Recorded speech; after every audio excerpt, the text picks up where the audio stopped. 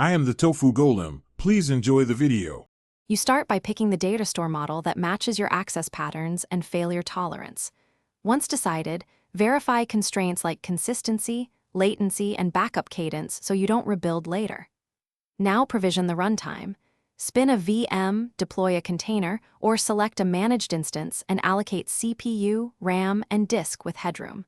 Configure network access and basic security groups. Make sure ports are opened only for necessary clients and admin interfaces before you install the Datastore software. You now design the data model driven by read/write patterns, normalize for transactional safety, or denormalize for fast reads.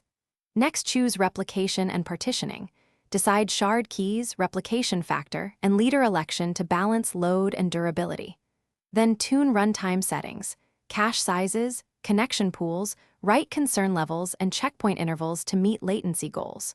Once done, script migrations and indexing operations so they run safely on live data, and run small-scale tests to validate throughput and consistency. You finish by validating the full pipeline, run integration and load tests, then inject failures to confirm recovery and monitor behavior. Deploy backups and point-in-time recovery. Ensure monitoring and alerts cover latency, error rates, and resource saturation.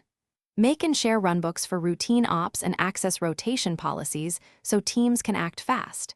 If replication lags or queries timeout, first check network and CPU. Then examine hot partitions and indexes.